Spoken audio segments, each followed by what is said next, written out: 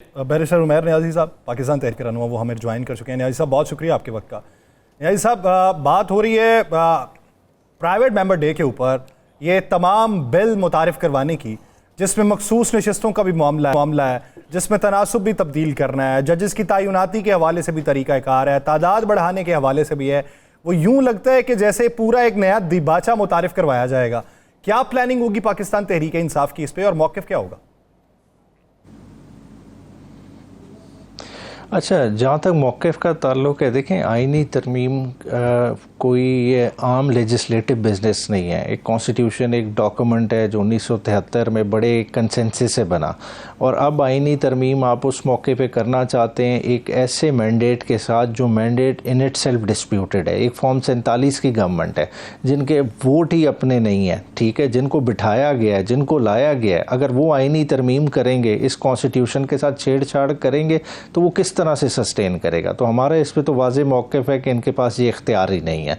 बाकी जिस तरह नंबर गेम है, नंबर गेम बज़ाहिर अभी इनके पास नहीं है, मगर ज़ाहिरी बात है इनको लाने वाले इनकी दोबारा से सहूलत कारी करेंगे, नंबर पूरे करने की कोशिश करेंगे। मगर इंशाअल्लाह ताला तहरीक इंसाफ पर उम्मीद है कि ऐसी कोई साजिश इस आइन के ख़िलाफ़ कामयाब नहीं होगी। जो मैं आगे कह रहा था यासिर को कि यासिर यार मुझे आज वैसे पहले दिन है तो कोई तहरीक इंसाफ का साथी नहीं मिला, नहीं तो रोज़ाना मुलाकात हो जाती थी। आप अपना 8 तारीख का जलसा कच्चे के इलाके में क्यों नहीं रखते? कम से कम डाकू ही पकड़े जाएं, क्योंकि आपके जलसे में जितनी पुलिस पहुंचती है ना, कहीं नहीं पहुंचते। आप ठीक कह रहे हैं। जो लॉ एंड ऑर्डर की देखें ये रहा साहब ये कह रहे हैं, देखें इधर प्रायोरिटीज़ का फुकदान है। आपने बिल्कुल ठीक कहा है। देखें हमने जुल्म क्या किया है, देखें हमारा फोकस क्या होना चाहिए था कि हमारा दुश्मन इंडिया हमारे मुल्क के अंदर क्या कार्रवाइयाँ कर रहा है, मगर हमारा दुश्मन मुल्क क्लेम कर रहा है कि पाकिस्तान के अंदर, पाकिस्तान की धरती के अंदर उन्होंने 22 स्ट्रेटेजिक टारगेट्स मारे हैं, ठीक है, और वो खुलम खुला ओन कर रहा है। उस पर हमारा कोई मौक़िफ़ नहीं है। जब हम इतने लापरवाह हो जाएं, हम करें, हमारा फोकस ये हो कि जो पॉलिटिकली आपके ख़िलाफ़ बोल रहा है, जो सोशल मीडिया पे अपलोड करना है, वो आपकी प्रायोरिटी बन जाए, और कच्चे के डाकुओं को आप खुला छोड़ें। वो चाहे आपके पुलिस वालों को मारें, आपके इलाकों सेटल्ड एरियाज़ में आके बंदों को अगवा करें, हमें उसकी परवाह नहीं। बलूचिस्तान का उठा के देख लें, ठीक है ना, कि शनाख्ती कार्ड देख के वो कार्रवाई 5 मिनट की नहीं है कि पहाड़ से उतरे मार के चले गए। वो घंटों पे मुहित है, ठीक है। थाना जरगमाल बनाया गया, पूरा एक कट ऑफ रहा, किसी ने नहीं देखा क्योंकि प्रायोरिटी नहीं है। इसी तरह आप अगर मोटरवे की सूरत हाल उठा लें, सी पैक अब आपका एक इम्पॉर्टेंट वाइटल लिंक है जो इस वक्त चालू हालत में है। इस वक्त सी पैक से आईजी मोटरवे ने तमाम की तमाम पुलिस विड्रॉ कर ली, और क्यों विड्रॉ की है कि जी उनको पुलिस पे दहशत गर्दी का ख़तरा है। अगर ख़ुद ही इदारे गैर महफूज हैं, अगर वो सिक्योरिटी प्रोवाइड नहीं कर सकते, तो मुल्क का निज़ाम कैसे चलेगा? यानी साहब आसिफ अली जरदारी साहब और मौलाना फजलुर रहमान साहब की जो मुलाकात हुई, उस मुलाकात के बाद नूर आलम खान साहब की तरफ से ये तजावीज़ मंजर आम पे आ रही हैं। आपको लगता है कि मौलाना जो हैं वो आपके साथ मुलाकात करने के बाद उधर भी हामी भर चुके हैं? अच्छा देखें, जो तरामीम अब आनी है ना, उसमें अगर आप देखें तो वो डायरेक्टली टारगेटेड होंगी जुडिशरी और इलेक्शन कमीशन के हवाले से। और मौलाना साहब ख़ुद जिस तरह अभी तक का उनका पोस्चर रहा है, वो ख़ुद इसी से डसे हुए हैं, ठीक है। वो ख़ुद एहतजाज कर रहे हैं कि 8 फरवरी का इलेक्शन फेयर नहीं हुआ। अगर उन्होंने अपनी सियासत को मुकम्मल तौर पर ख़त्म करना है तो वो उनके साथ हाथ मिला लें, मगर मेरा नहीं ख्याल कि इस मौके पर वो ऐसी गलती करेंगे, क्योंकि मौलाना साहब ने जो 8 फरवरी के बाद पोस्चर रखा है, उन्हें पता है कि एक अच्छा साइजेबल चंक वोट का इस दूसरी तरफ मौजूद है, और वो तहरीक इंसाफ के साथ उसी वोट बैंक के लिए कम्पीट कर रहे हैं। अगर वो नैरेटिव छोड़ते हैं तो वो सिंगल हैंडेडली स्पेस किसके पास रह जाएगी? तहरीक इंसाफ के पास। तो मेरा नहीं ख्याल कि वो एक छोटी फेवर के लिए अपना इतना बड़ा पॉलिटिकल नुकसान करेंगे। अच्छा मैट साहब, 8 को जलसा हो रहा है या 8 की सुबह हमें अचानक खबर देनी है कि जलसा कैंसिल हो गया? अभी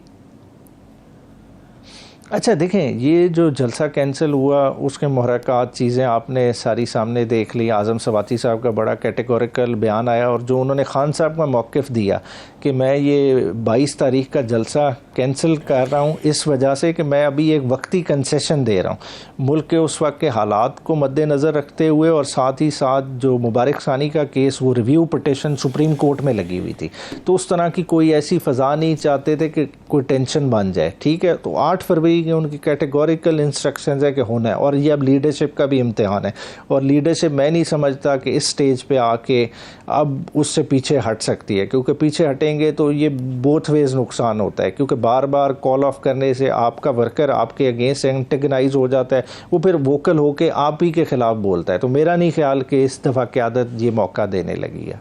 यही सब ये जो खैबर पख्तूनख्वा में पै दर पे तब्दीलियाँ हो रही हैं, एक्शन हो रहा है, आतिफ खान साहब पार्टी ओहदे से हटा दिया गया, मिशाल यूसुफजई को हटा दिया गया, और भी शख्सियात को हटाया गया, फिर कुछ लोगों की शकील खान की हिमायत करने पे या अदम एतमाद करने पे वज़ीर आला की, उनको भी पार्टी ओहदों से हटाया और तब्दीलियाँ की जा रही हैं। इसका असर कारकुनान तक पहुँचेगा या नहीं पहुँचेगा?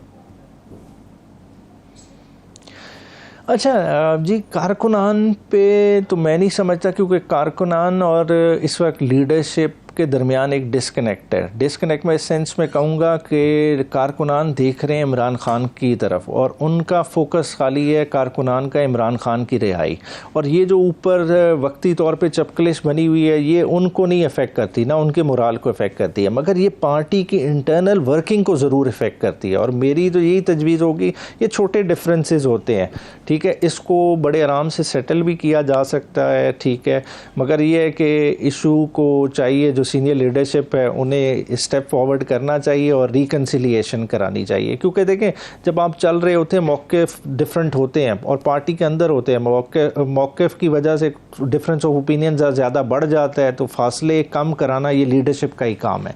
तो मेरा ख्याल है कि लीडरशिप बैठी भी हुई है, कल से इस चीज़ पे काम कर रही है, और इंशाअल्लाह ताला दोनों को जल्द इकट्ठा भी बिठा दिया जाएगा। अच्छा, शकील खान और अलीमीन गंडापुर साहब को, अली अमीन और आतिफ खान साहब को इंशाअल्लाह ताला। अच्छा, लेकिन आज तब्दीलियाँ हो गई हैं ना, कल की बैठी हुई कमेटी है लेकिन आज तब्दीलियाँ हो गई। हाँ जी, वो ये कल रात हुई हैं, कल रात हुई वो रीजनल, उसके बाद हमारे MNA अरबाब शेर अली, वो भी पेशावर के प्रेसिडेंट थे ना, उनके भी जगह पे ओहदे पे बंदे रिप्लेस किया है, तो वो ये चीज़ें चली हैं, मगर वो ज़ाहिरी बात है बिठा दिया जाता है। ऐसे में थोड़ा सा तरीक़ेकार का फ़र्क आ जाता है मेरे ख्याल है। देखिए, बंदे पार्टी ओहदे में रिप्लेस होते रहते हैं, आप एक जगह पर काम कर रहे हैं, आपको दूसरी जगह पर लगा दिया जाता है, कई दफ़ा कोई तंजीमी रिस्पॉन्सिबिलिटी नहीं भी दी जाती, मगर इसका ये मतलब नहीं है कि आप पार्टी से बाहर हो गए या इररेलेवेंट हो गए हैं। तो वो जब पार्टी लीडरशिप सीनियर बंदे हैं, असद कैसर साहब, ये लोग आपस में, उमर अयूब साहब, ये इंटरवीन करेंगे तो इंशाअल्लाह ताला ये जल्द हल हो जाएगा। अच्छा नियाज़ी साहब, ये बताइए कि कल की जो हड़ताल है, बहुत सी सियासी जमातों ने उनके साथ इत्तेहाद करने की या हिमायत करने का ऐलान किया हुआ है, क्या आप अपने वर्कर्स को कल एहतजाज पे माइल करेंगे, हड़ताल की हिमायत सिर्फ ज़बानी तौर पे करेंगे या कोई स्ट्रेटजी और है?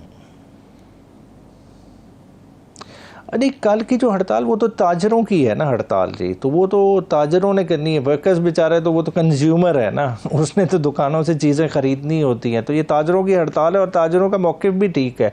जिस तरह के FBR ने सिस्टम बना दिया है कि वो अपने टारगेट्स के लिए मतलब अचीव करने के लिए लोगों के कारोबार को ज़िबा करना चाहते हैं, तो इस तरह भी नहीं होना चाहिए। लोगों को कॉन्फिडेंस में लें, जिसका जितना टैक्स बनता है उससे ज़रूर वसूल करें, मगर एक तरीक़ेकार से करें।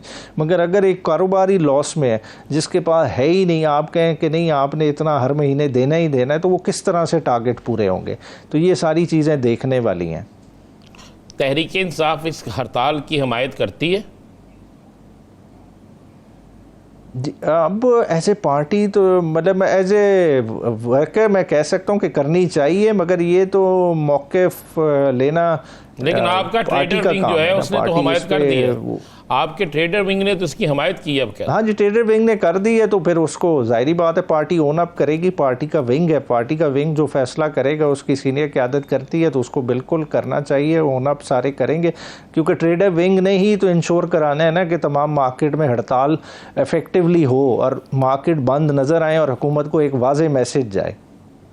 अच्छा नियाज़ी साहब, अलीमा खान साहिबा का पार्टी के अंदर तो कोई ओहदा नहीं है, लेकिन अलीमा खान साहिबा के जो बयानात हैं वो मेन स्ट्रीम मीडिया का हिस्सा बने रहते हैं। अब उन्होंने कहा है कि कोई और करे ना करे, मैं इमरान खान की रिहाई के लिए भरपूर एहतजाज करूंगी और तहरीक चलाऊंगी खुद।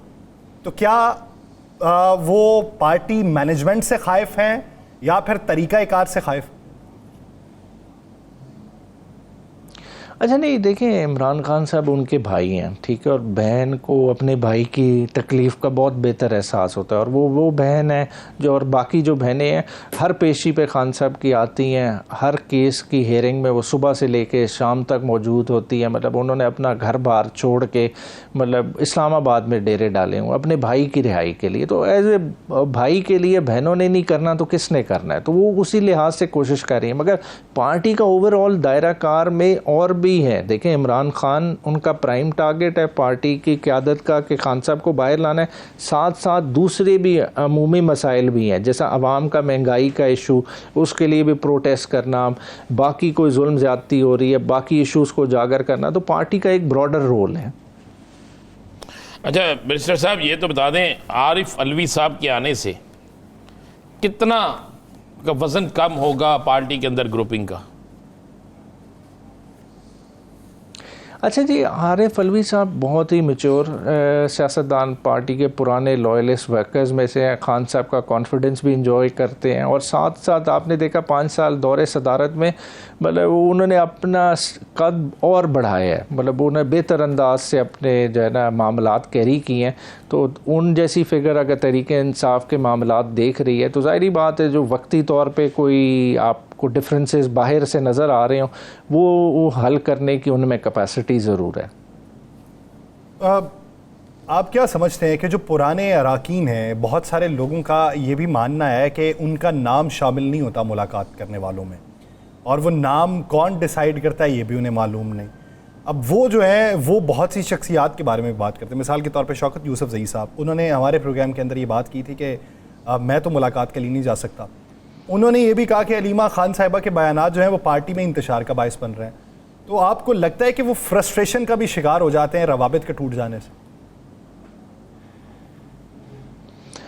अच्छा बिल्कुल, देखें तरीके इंसाफ में एक साल एक से देखें लीडरशिप, बड़ी लीडरशिप, कदावर लीडर जो बानी हो आपकी पार्टी का, सारे मामलात जिसके इर्द गिर्द रिवॉल्व अराउंड कर रहे हो, उनसे मुलाकात ना हो तो ये फ्रस्ट्रेशन तो वो चीज़ जनरेट करती है। मगर आपने देखना है, देखिए जिस मुश्किल वक्त में गुजर रहे हैं, देखिए एक हुकूमत ऐसी हुकूमत से पाला पड़ा है जो खान साहब की मुलाकात में हर तरह की हर्डल डाली, और खाली मुलाकात में नहीं बाकी मामलात में भी सहूलियात के लिहाज से देखें हर तरह से उन्होंने कोशिश की है कि खान साहब को किसी तरह से जिच किया जाए, उनको तोड़ा जाए। मगर खान साहब अल्लाह का शुक्र है कायम दायम में अपने मामलात चला रहे हैं, और अभी तक जिस तरह से अपना पॉलिसी बयान हर रोज़ देते हैं, और उसकी वजह से क्या हो रहा है कि देखें कि खान साहब एक किस्म का रोज़ जलसा कर रहे हैं। मतलब खान साहब का मैसेज आता है, वो मैसेज हाईलाइट होता है, उस पर रात पे डिबेट होती है, उस पर वीलॉग्स होते हैं। तो खान साहब तो अपने मकसद में भरपूर तरीके से कामयाब हो रहे हैं। मगर ज़ाहिरी बात है कि पार्टी के एंड से जो लीडरशिप है उसको उस तरह का मौका नहीं मिल रहा खान साहब से इंटरेक्ट करने का।